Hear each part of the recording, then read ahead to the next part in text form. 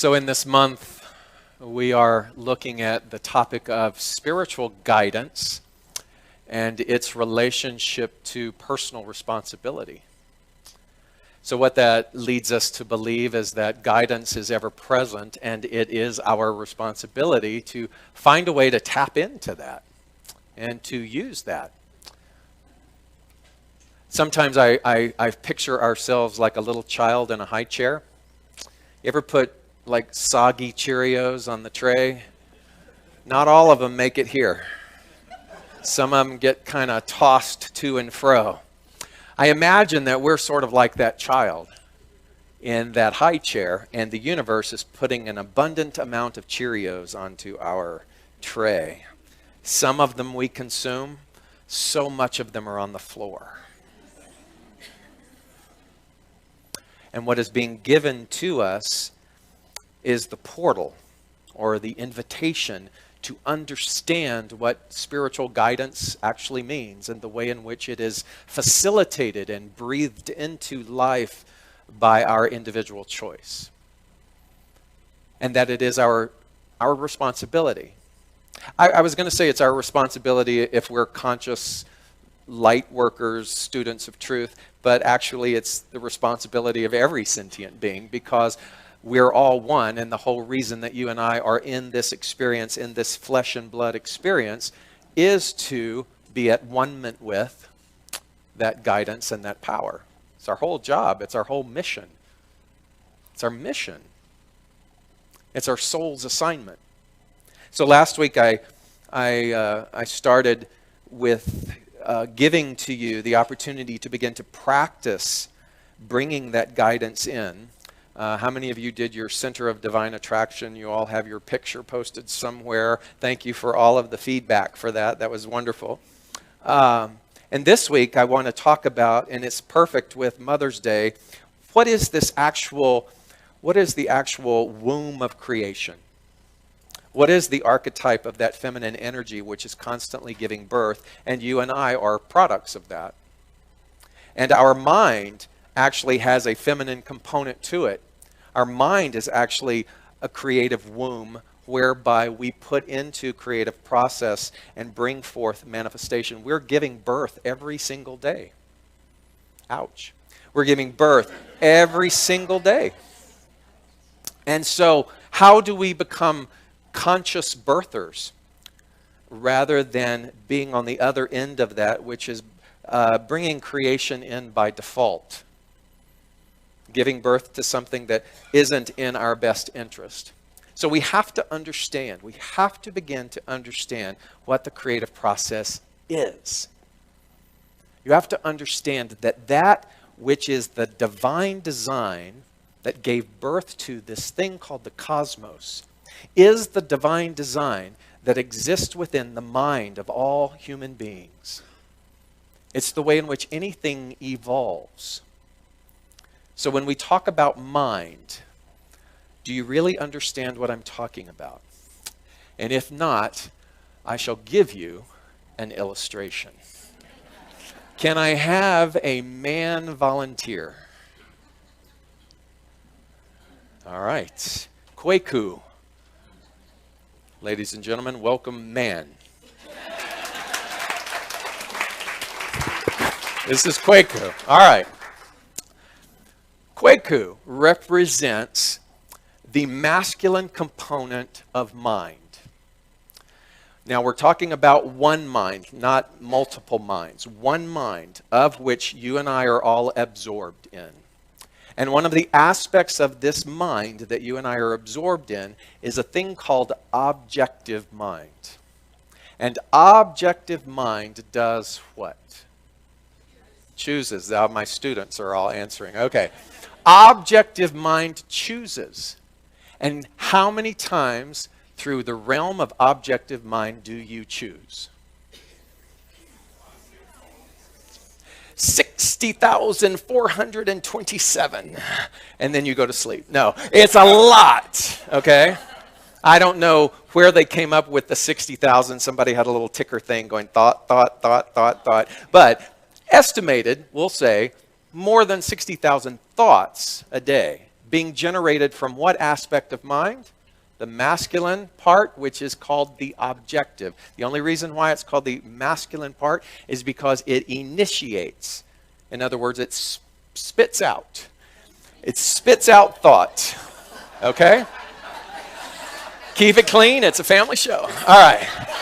So that masculine component of thought is, now granted, you have to remember, if 60,000 thoughts a day, that's like a bunch of clouds just drifting across your field of awareness. You don't then settle and lasso and keep all 60,000, but some you do. Some linger. What's amazing about those 60,000 is that the ones that linger are usually not fresh thoughts. They're the ones that you've regurgitated from the day before and the day before and maybe the year before and maybe the decade before. That tells us then that in the realm of this objective component of mind, we are rehashing and thinking the same thoughts over and over and over and over again. Blessed be the moment when you entertain a fresh thought. Blessed be the moment that you entertain a fresh thought, and you don't just entertain it, you revisit it, and you revisit it, and you revisit it, so much so that it becomes a new core belief. It becomes a part of the pattern, the well-worn path of a new intentional focus of the use of mind. Now, is the masculine component of mind the only aspect of mind? Sorry, bud. You're not it. You're just part of it. Okay. All right. So do I have a female volunteer? Come on, Joy. Joy. Kwaku and Joy. I now pronounce you the creative process. Words are powerful. That's right. The feminine component of mind, not two minds, right? One mind, two aspects. This is the objective part, the realm of the physical, where you are looking through your all-sensory capabilities and making choices. This, then, is the subjective or the subconscious part of mind. Its only thing that it is designed to do is to receive what it is that the masculine component gives it. That's why it's called the womb of creation. It receives all of the suggestive thought from the realm of the objective. Now, what's amazing about the subjective or the feminine portal that it receives in is it does not question nor debate what the masculine gives it. Now, my feminists in here, don't get upset. I'm not talking about human experience. I'm talking about thought and energy. So go with me, and then you can beat me up later. But it is a component that receives, and here's the good news and the reason why this is so genius, is that it does not debate. If it did, if the feminine component, the subjective part of mind, refused to take the choice or thought, that would mean then that you and I do not have free will. So you see, if from the land of Kwaku, in the objective masculine, he has a thought or a choice that he's been entertaining, let's say he's been entertaining it for a very long time, that life is not fair. And even though he doesn't wake up every single day and make that a declaration, life is not fair, he thinks about that a lot. And so that thought, then, which is energy, transmits and weaves its way into the realm of the feminine, which receives it. It doesn't say, you might want to stop thinking about that. You might want to change your mind. No, it doesn't do that. It just says, yes. And it then gives birth to the love child of this union, which is then the form. I get my hair from Joy. Which gives form then to something that is indicative of unfairness. Now, there's multiple ways by which that can show up. It could be in the form of discordant relationships. It could be a continuance of showing up in workplace environments where you feel that you're constantly being taken advantage of. It could be all kinds of miscommunications. It could be all kinds of things where you feel as though you're being bombarded constantly by injustices, and that injustice button then is very activated and constantly pushed. This thing, then, this form is not isolated. It is a part of this. Therefore, the triune of this is what brings to us our experience. Another word for this is law. Another word for this in our human experience is the way in which you and I have the opportunity to communion with God, communion with the universe. What do I mean by that? The more that you and I become well versed in understanding that thoughts create, thoughts coupled with feeling say yes in the subjective and become our experience. When you understand that, then this idea of communing with God is something that is so viable and so easy and so simple that why would we dare not become so conscious, particularly from the realm of our masculine component of objectivity? Why would we dare waste the opportunity to dwell upon any kind of negativity when we know that in the instant that the negativity arises, that you and I have the opportunity to do what? To make another choice, which then gets transmuted through the womb of creation and then brings about a different reality. Yes, my friend, it is that simple. And aren't we fascinating that we want to complicate this?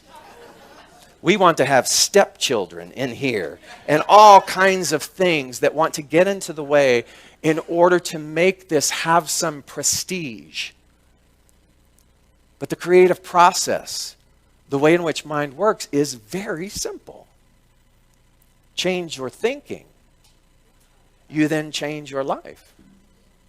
And that's the whole tenet behind this.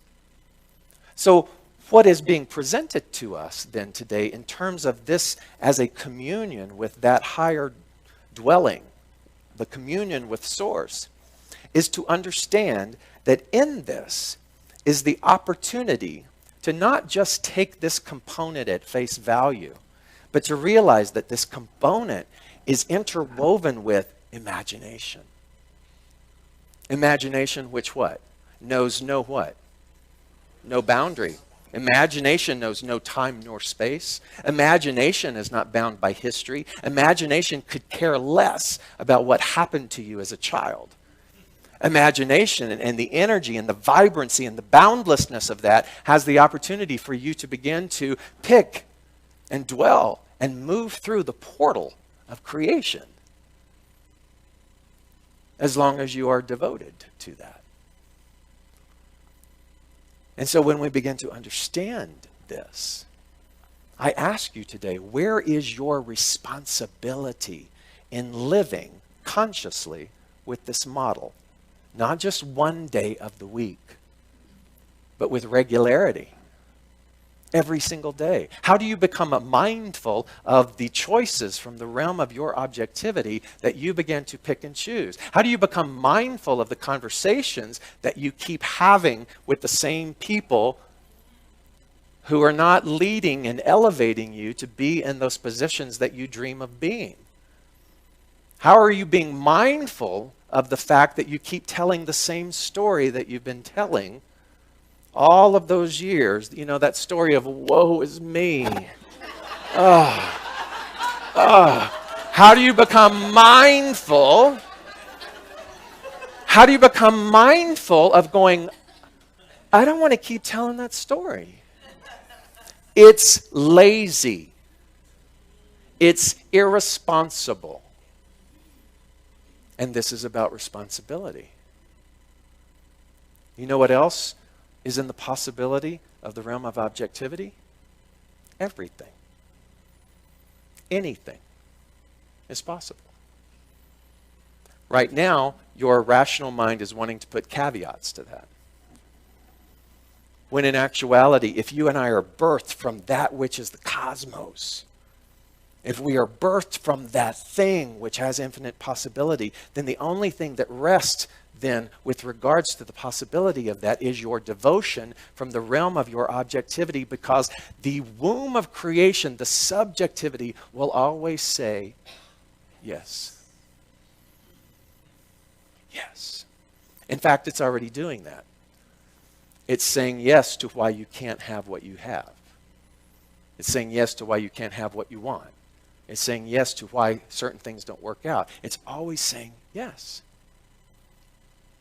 Now here's the part today that I want to introduce, because now that I hopefully have schooled you a little bit in this model, this is the creative process, this is law, this is God. Once I've schooled you in this, now I'm going to mess up the formula. There is this thing called intuition. What do you know about intuition? It is an internal guidance system that is ever present. In this model of mind, from the objective and the subjective, where do you think intuition resides?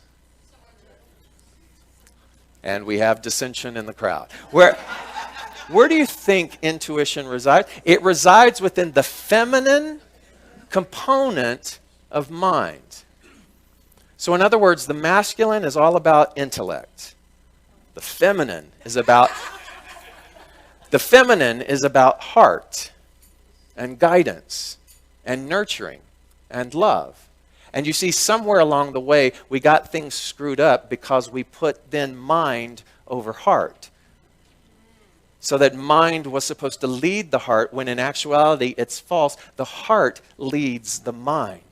And the way that the heart leads the mind is through this component of intuition.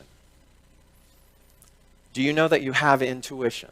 Yes. Do you know that it is your premium guidance system? So here's the way that it works.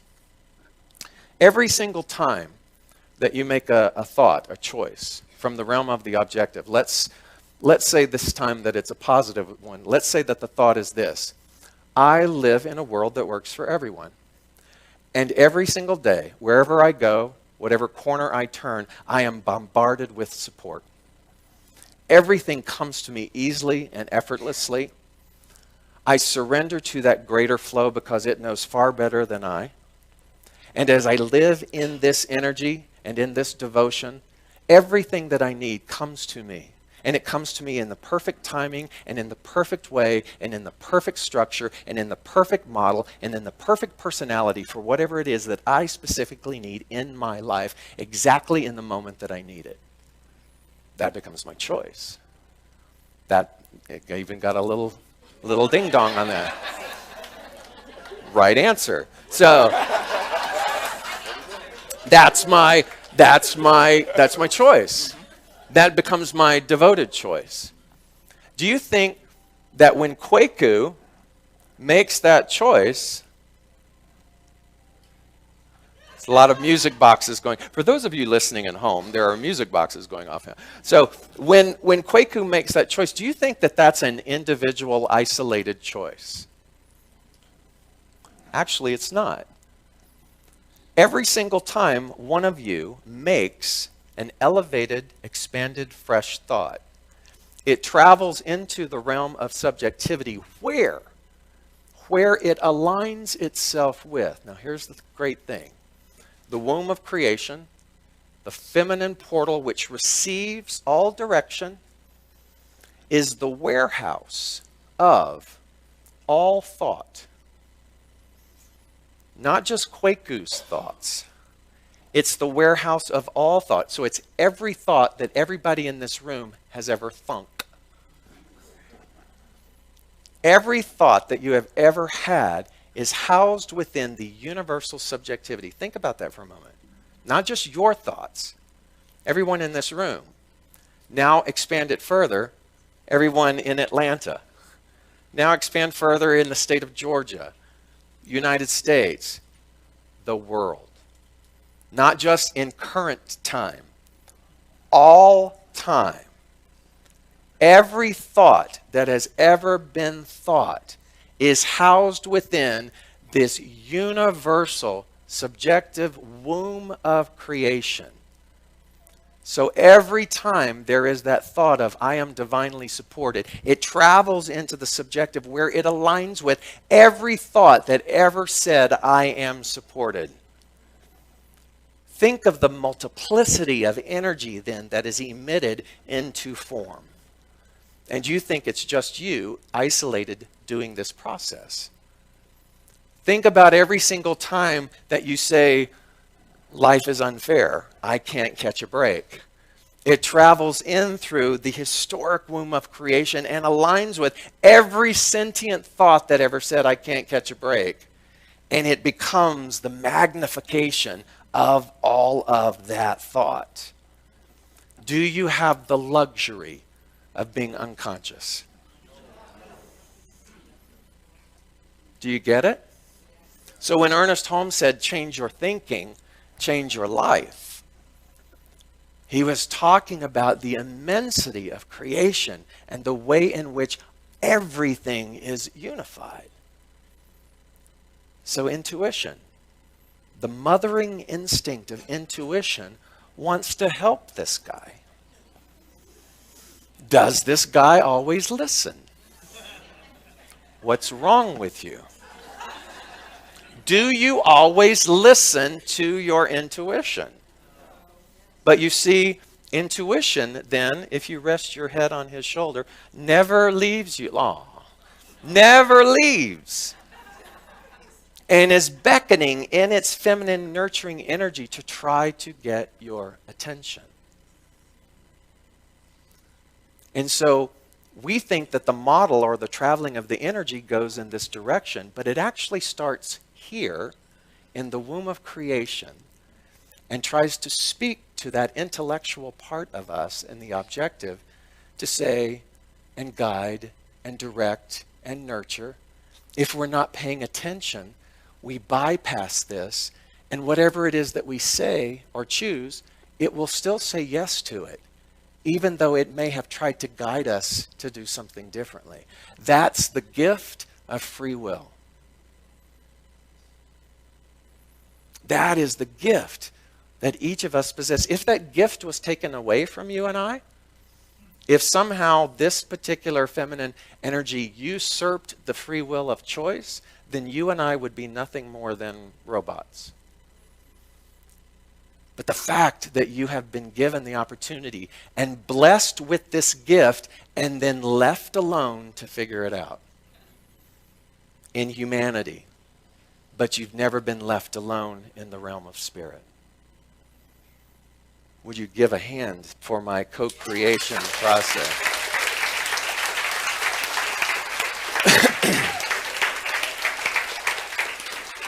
So intuition then lives in the present.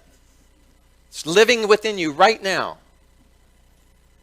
And we're always trying to find, how do I heighten? How do I strengthen? How do I get in touch with my intuition? Well, first and foremost, you get in touch with your intuition by recognizing that it's there and then shutting up long enough to listen to it. And that's the stillness. That's the stillness that you and I depend upon. That is life-giving. It is those moments of meditation. It is the practice whereby we become centered. Let me tell you, if you and I do not develop a relationship with our intuition, then it will be one continuous struggle and roadblock after another, regardless of the intellectual knowledge that you have. Howard Thurman, Atlanta's own brilliant theologian from the 20th century, part of Morehouse, one of the greatest minds ever to live, said this: there is something in every one of you that waits and listens for the sound of the genuine in yourself. There is something. That something is your intuition. There is something in every one of you that waits and listens for the sound of the genuine the genuine, that which is pure. Do you get that the intuition is pure? It's untainted. It has no bias. It's simply there to guide and to love. Sound of the genuine in yourself. It is the only true guide that you will ever have. Let me clarify that.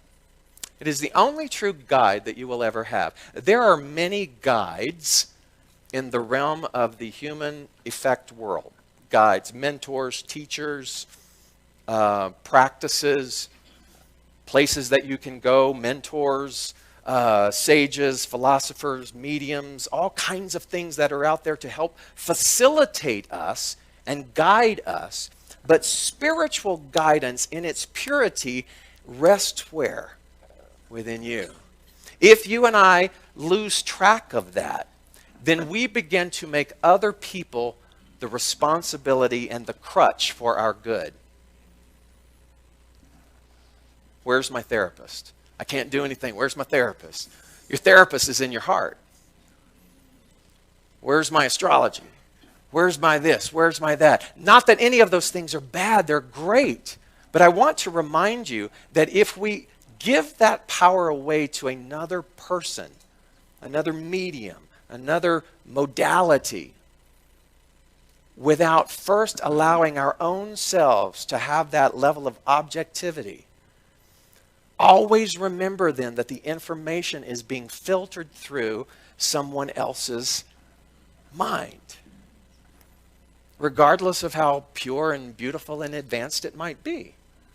That means that if somebody guides and tells you something, do you have the wherewithal to go, check in?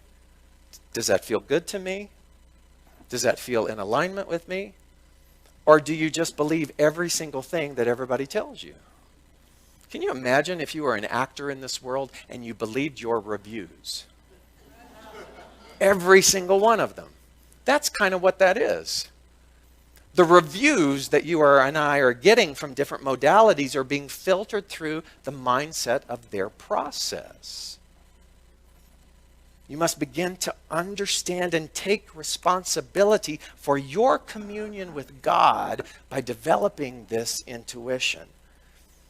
So he says it is the only true guide you will ever have. And if you cannot hear it, you will, all of your life, spend your days on the ends of strings that somebody else pulls. I always love those Sundays when everybody goes, oh, love that. Oh, yeah.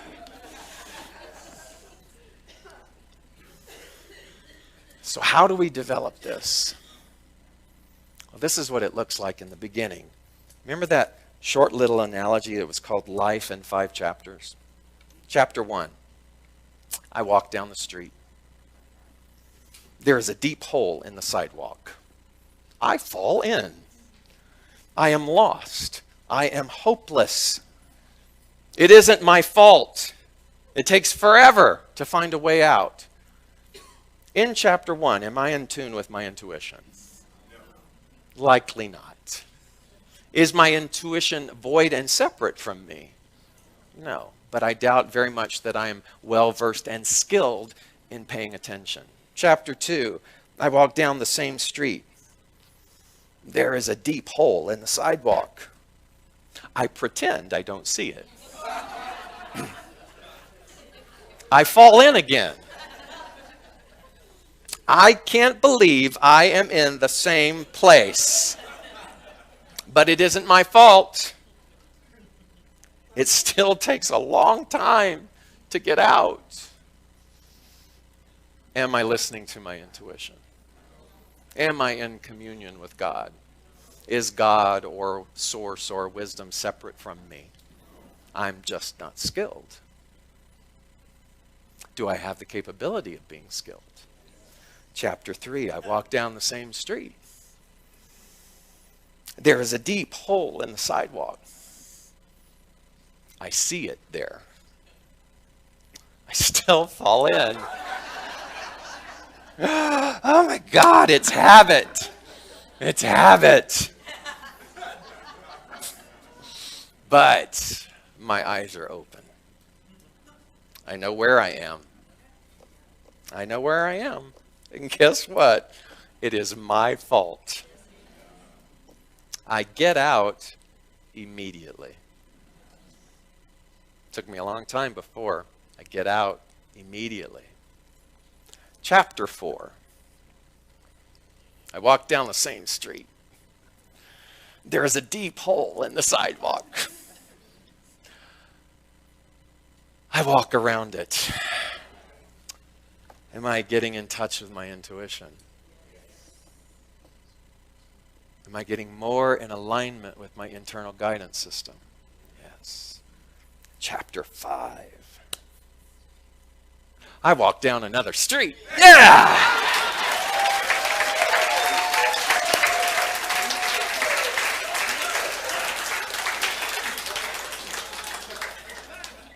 There, my friend.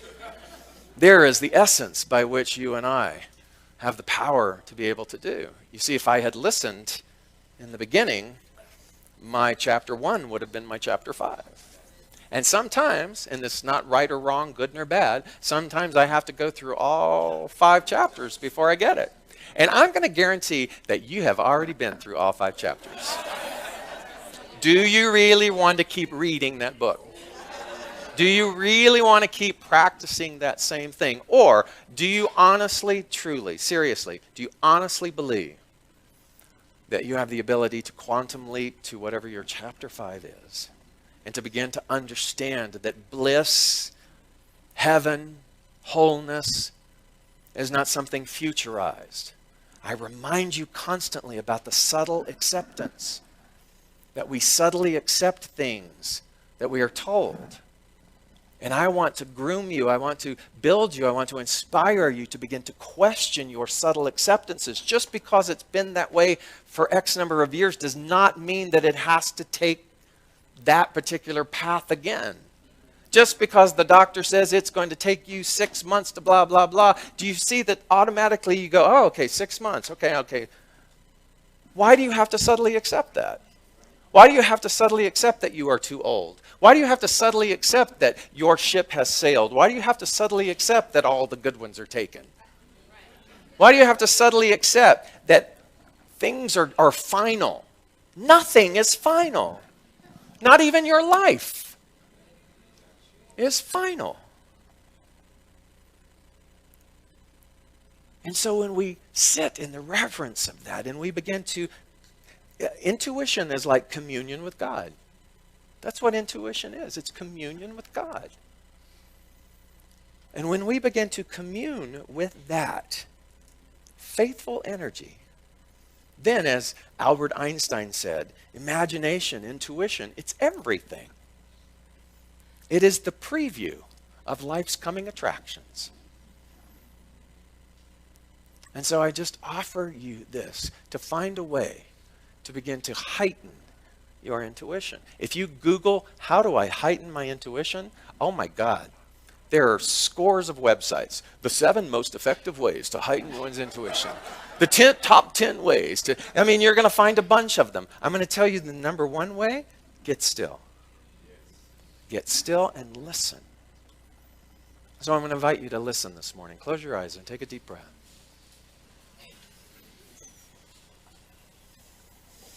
And going into this deliberate moment, it's a moment that's deliberate because it's a moment where each of us are making a decision to just stop. Just stop and breathe. Void of any responsibility or to-do. Just be in the moment. And you take your thumb and your index finger and just tap them both gently so that it'll help you stay in the moment, in the present. And as you just sit, just breathe and focus on the tapping of your finger and thumb. Just get used to being still.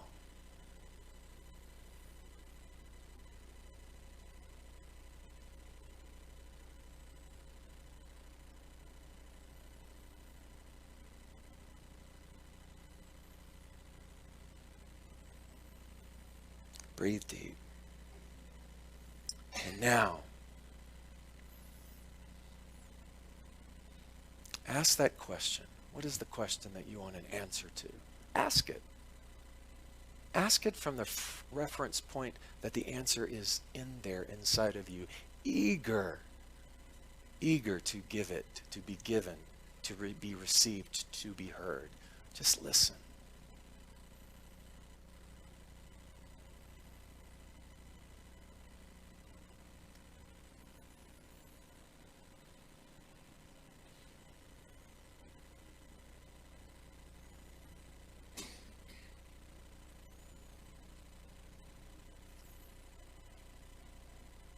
And considering whatever it is that you heard.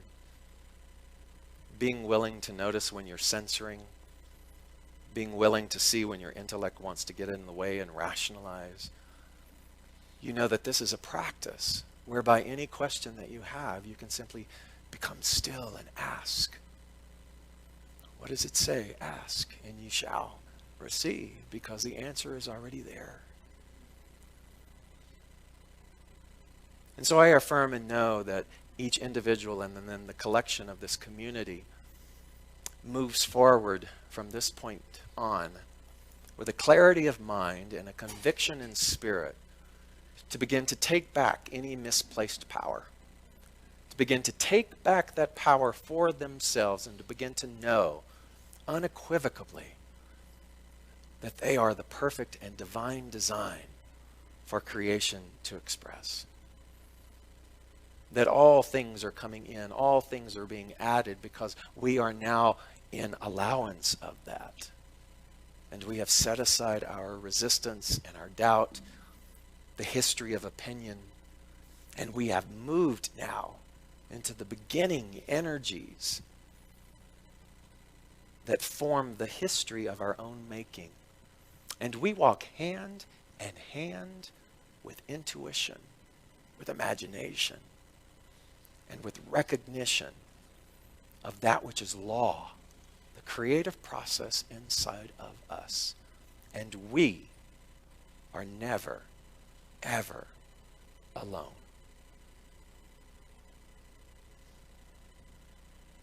And breathing in together, we say with big energy, and so it is. Thank you very much. Hi, I'm David Ault, and I simply want to say thanks. Thanks for taking the time to watch our broadcast here at Spiritual Living Center of Atlanta. We have a vision, and that vision is to reawaken all to their spiritual magnificence. And one of the ways that we are able to do that is through this very medium of broadcasting. So if you got anything out of this, if you felt in any way inspired, or if something spoke to you directly, then I extend an invitation to you to become a part of our family by donating. And there are many ways in order for you to be able to do that. One is to simply go to our website at slca.com, and there you will find all different kinds of prompts that will help you support what it is that we are doing here in Atlanta. One way is to become a pledger. That means that you decide on a monthly basis that you are going to help us with this vision.